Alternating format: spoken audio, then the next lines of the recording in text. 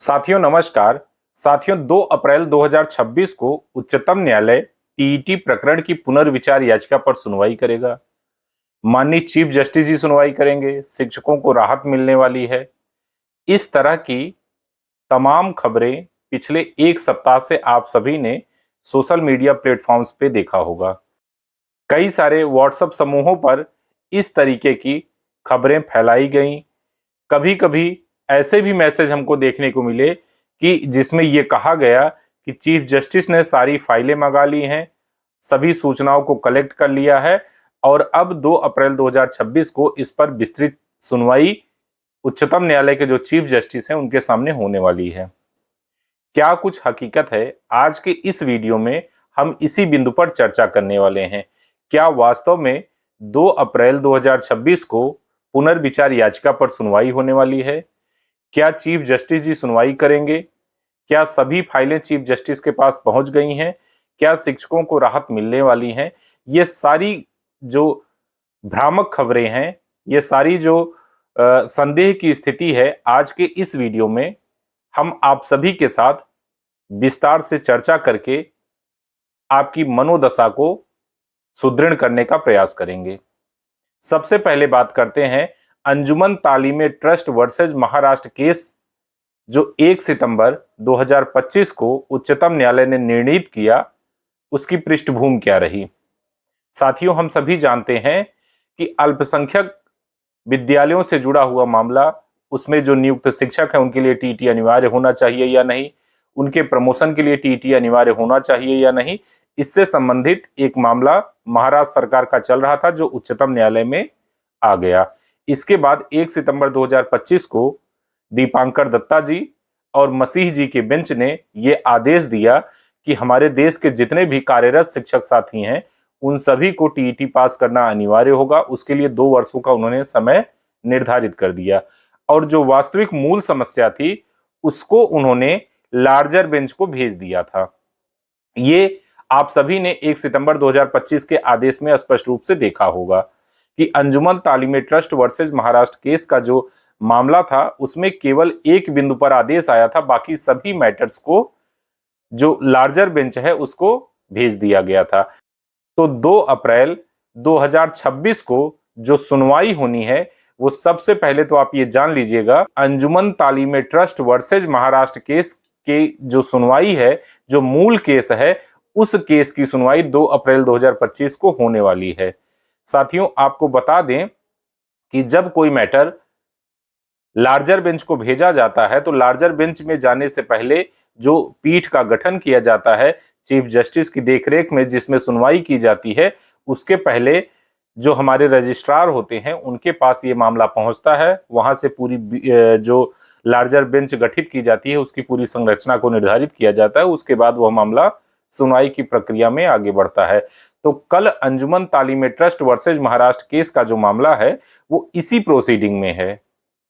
कल इसको रजिस्ट्रार के सामने वहां पर प्रस्तुत किया जाएगा और उसके बाद जो इसमें लार्जर बेंच गठित की जाएगी उसके पूरे स्ट्रक्चर को वहां पर सुनिश्चित किया जाएगा कि कौन जज इसमें रहेंगे, कितने जज रहेंगे, कैसे कैसे क्या गठित किया जाएगा। वो पूरा का पूरा मामला अंजुमन तालीमे ट्रस्ट वर्सेज महाराष्ट्र केस से जुड़ा हुआ है।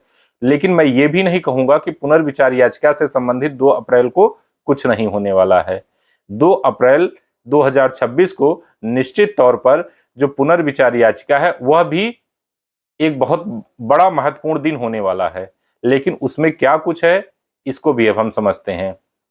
हम सभी जानते हैं 1 सितंबर 2025 का जब आदेश आया उसके बाद से पुनर्विचार याचिकाओं की झड़ी सी लग गई थी। सबसे पहले उत्तर प्रदेश राज्य सरकार गई, इसके बाद हमारी कई सारे अन्य राज्य सरकारें गई, कई सारे स्वतंत्र शिक्षक साथी गए, कई सारे शिक्षक संगठन गए।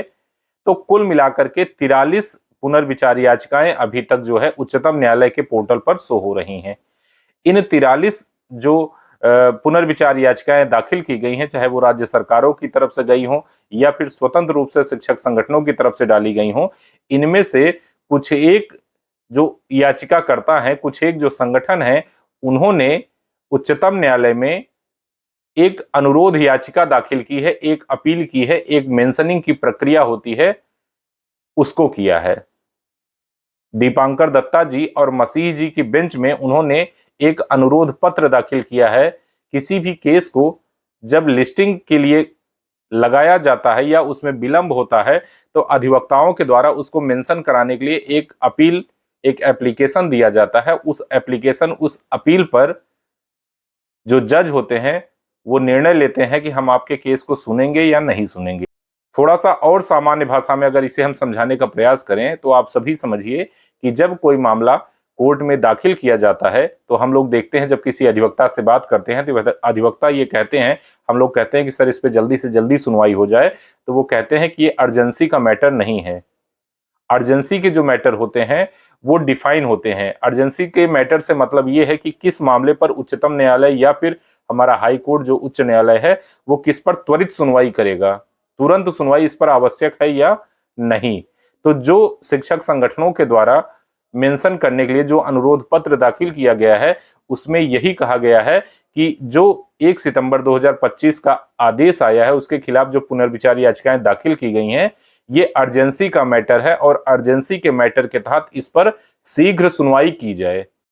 तो कल उच्चतम न्यायालय में 2 अप्रैल 2026 को इस बात का निर्णय किया जाएगा आदरणीय दीपांकर दत्ता जी और मसीह जी के बेंच में कि क्या ये अर्जेंसी का मैटर है या नहीं।